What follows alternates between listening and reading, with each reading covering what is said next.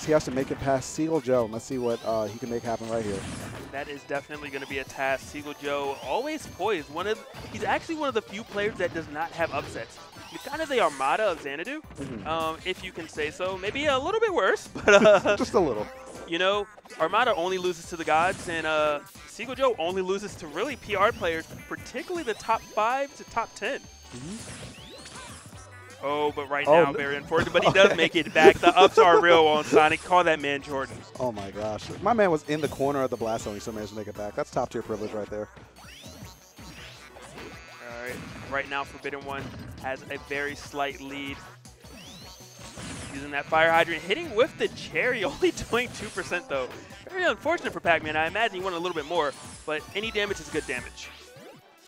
Yeah, absolutely. Especially in this matchup, you know that Joe's ready to take it slow. So these two players are just trying to tack on these tiny little percents that they can and not overextend so that they don't really get trapped in a war of attrition that they didn't sign up for.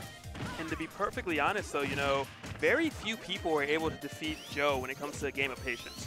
So I don't know if that's exactly the best strategy. Obviously, Pacman's love to employ that strat, but against Seagull, one of the most patient players in the game, you might want to mix it up just a little bit, because you might be winning right now, but when it comes later, it's going to be very difficult to close it out. The thing about Pacman is that I'm not sure if it's they want to employ that strat or if they have to employ that strat just because of the nature of that character's kit.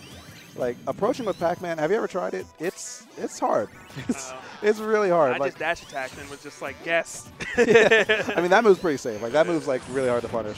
But, you know, especially against Joe, he's played against Zage so many times that you can bet he's hit to all the, like, little tricks that Pacman is known for. So, a lot of the time, we're just probably going to see clean, honest play between these two. Yeah. 89 to 91. Joe slowly taking that lead. Great conversion right there. The up there is not going to kill, but talk about having some solid damage. Forbidden One hitting the ground, trying to reset, trying to set up again. I imagine Fire Hydrant's going to come out. It does. He goes behind it. I wonder what fruit or item he's going to pull out next. Actually, none. He just gets out of the situation with an up B. Seagull Joe connecting with that back air, and this is when it's scary. You have F smash, you have back throw, but Forbidden One just casually jumps on the stage and makes it back unscathed. Yeah, he just didn't want any of that. But the thing is, I like how Joe's mixing up his aggression because he's choosing when to approach based off what's on the stage. Like, when the hydrant's on, my man is not spin dashing anywhere near that. But, like, when the hydrant's gone or when, like, the trampoline is in a position where he might be able to sneak over it, he's just doing a good job of finding his way in through that gauntlet. That punish was actually really nice. Yeah, it was. I would have loved to have seen maybe an F smash or something or an up smash, but the punish looked so calculated right there. Just like that back air, X mark hits its mark, drops the spring down, tries to get Pacman to jump on it, and Forbidden One actually aware and just air dodges by it. Very interesting right there. And it was actually as optimal as possible. You still got as much charge as possible. The grab still connecting. Pacman complained about it, but Forbidden One making it work. That grab is, in that scenario, is actually so bad it's good. It has 3 different grab boxes, and they all sneak further away. But speaking of, you know what? We don't even need to talk about the grab right now because the key is always there on deck, and especially at that percent, that's going to see out that stock and find Forbidden One and Avenue back into this game, which was looking kind of bleak after Sonic took that first stock from him, because catching Sonic is just a brutal task to be up to, especially after, like, the first 3 minutes of this game. It's just been Forbidden One chasing Joe around, trying to find his way in. It is, but now, you know, the tides have turned. Forbidden One getting a lead, 58%, 62 and counting. Forbidden One is just completely running away with it. The moment he killed Seagull Joe, he just has not been touched. You know, 71 to 7% right now, 2 minutes left, and Joe's actually running in. He's looking like the reckless one right now, as if his patience is the one that wore off. Yeah, it's really uncharacteristic of him too. Like this. Usually we see Joe like just trying to spin dash, just waiting patiently. But like we were saying, oh! That would have been so unfortunate. Oh my God, that would have been the worst SD I've ever seen in my life. Seagull now opting to try to use some spin dash. He realized that his other options are not working. Forbidden One just kind of faking out Joe when it comes to trampoline. Clearly he's playing for his win condition is the timer right now. 1 minute and 20 left. Joe has his work cut out for him, and when it comes to chasing him, and it bounces off the NBA Streets combo with that strawberry. Volume 2 at that. I've never seen that version before. All right, Joe trying to find the opening in, and it seems like Joe has caught on. Forbidden One. Oh, is this going to be it if he connects? He does not. Very fortunate for Forbidden One. Yeah, almost connecting just like that. 55 seconds left, 51 to 136. Joe in jeopardy of losing his stock from anything strong. But, you know, Forbidden One has some time to work with. He's definitely not in jeopardy of losing his stock quite yet. I was wondering when the stun or the key was going to come out. Now Forbidden One is looking like he's ready to end it. If the opening is provided, but he gets rid of it right away. 36 seconds left on the clock. Seagull Joe at 153. I don't think right now he can. I was going to say I don't think he could damage him to come back. He's going to have to go for a KO, but Forbidden One just closes out and doesn't even give him an opportunity. Yeah, it looked like Forbidden One's definitely trying to play towards the clock in that scenario. He wasn't overextending on anything. But just because he was playing passively, or just because he was playing patiently, doesn't mean he was playing passively. He knew that, oh, I heard that kind of big. But he knew that, like, if he doesn't take that one opportunity, there's always a chance that Joe could have clawed his way back into it. So don't even give him that chance. And as soon as Joe picked or Cloud, Forbidden One rolled his eyes and was like, oh no. But looks like we might see some sort of switch coming up because Forbidden One definitely just SDing, or maybe the matchup's just that bad he doesn't even want to play it. I hear a lot of Pacman complain about this matchup. So I was doing a little bit of research on Forbidden One, like right now, and like to my knowledge, at least from what I could like look up from, you know, my quick Google searches, he is probably from New Jersey because I've seen like a few sets of him at the break on there.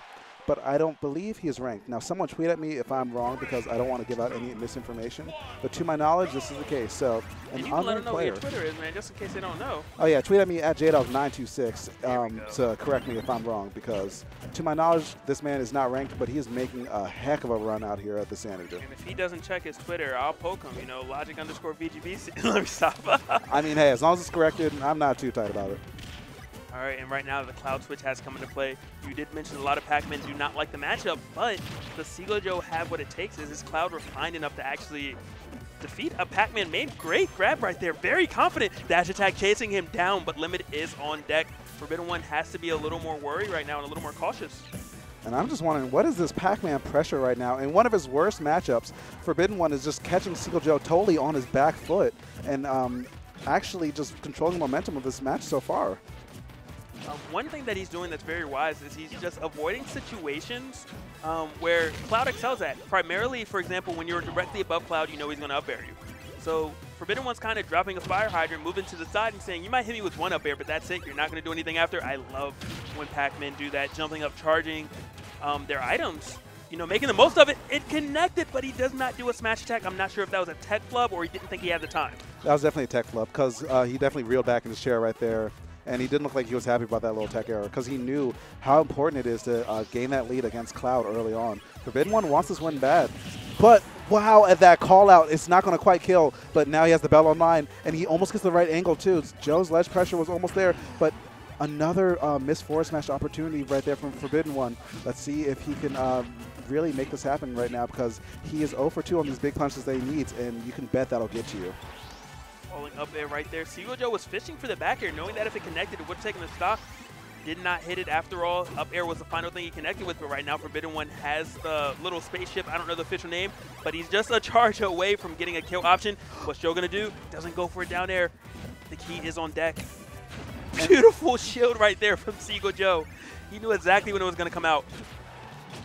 Surprised too, and he's still keeping this pressure going. And the Nair is going to be just enough, kind of a quick draw scenario, because the Apple might have been able to kill in this situation. Battlefield has those high blast zones, but even still, with the percents being this high, you know, so many kill situations can arise off that.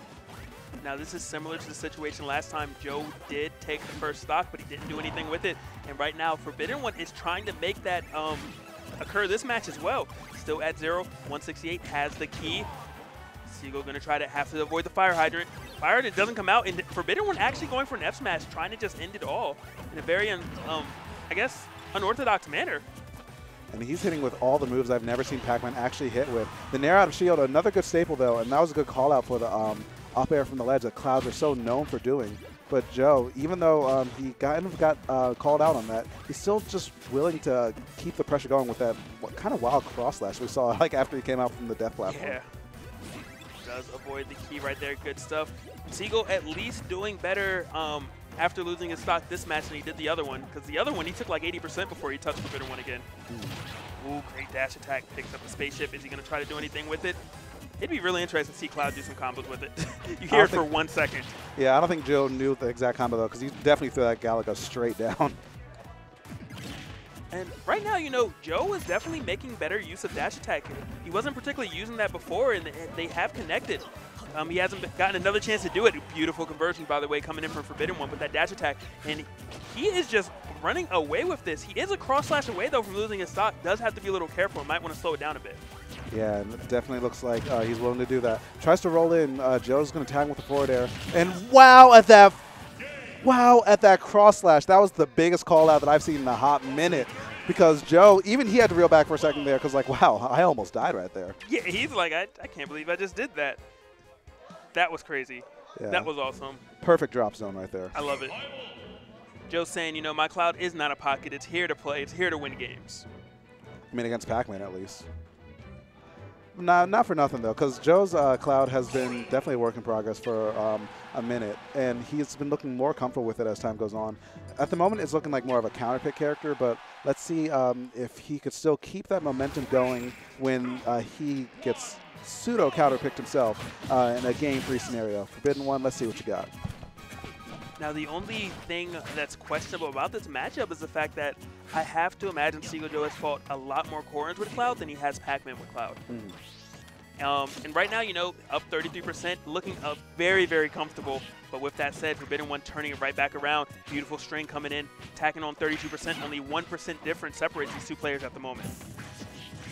And for these two characters, they're almost at death percentage if like they can land the right hits. Corrin's just Dragon Shot and also Tipper moves are just ridiculously powerful. So Joe really has to be careful in these scenarios right now because even though he isn't like at a really high percent, he could still get clocked by something and really burn that limit resources earlier than he needs to. Just like that. Lose the stock straight up because Forbidden One, everything is just working for this man. His side B, his F smashes, he's just kind of all over Joe's landing, and they're hitting nonstop. Great up air though right there to punish the side B coming in from Forbidden One. Tries to up air again. He misses, but he goes unscathed, covers the landing right after, throws out the down air, takes a couple percent though because it was not timed correctly and gets hit by Forbidden One's up B. Yeah, Forbidden One throwing Joe off stage. I like how he threw him forward instead of up or down like most scorers would have done to keep that up throw fresh because that's definitely conditioned for him. But the tipper side B is going to do enough to steal that job right there. And Seagull Joe's on his tournament stock right now. Luckily for him, he does have Forbidden One at 90%. He's 102 now, not too far away from being able to take this stock. Limit cross slash is almost coming into play. Oh, beautiful right there from Forbidden One. Talk about the conversion of a lifetime. Down air to side B, and just the read was so real. But there's not much you can do in that scenario. Once your jump is gone, Corrin can only recover at so many angles, and limit cross slash with that big old Buster Sword is going to cover pretty much all of those. Joe stopping the bleeding already, but let's see what he can do now, because right now Forbidden One is actually just controlling the entire pace of the match. That power shield was so risky. Yeah. Like, Joe didn't have to go for that, but, like, I guess he was feeling himself on it. Joe I was going to say not opting to get limit, but he gets hit into it. Whoa, very scary, but for, you know, Corrin doesn't have priority. And Joe right now playing with fire, but just at the perfect range, though. Great stuff. I love that turnaround power shield, power shield. Joe not seeing an opening, though, and wisely staying on the defensive. I just want to know how many big roots my goodness, can he take? Joe wins! Oh, my God. It's a beautiful read. Holy. What? Holy. What was that? Wow. Joe just says, I knew. Wow. When the going gets tough, Seagull Joe clutching it out with one of the best finishing touch of the month here at Xanadu. Maybe of the year. Yeah, that's candidate for the year right there. I did not even see that coming. Oh.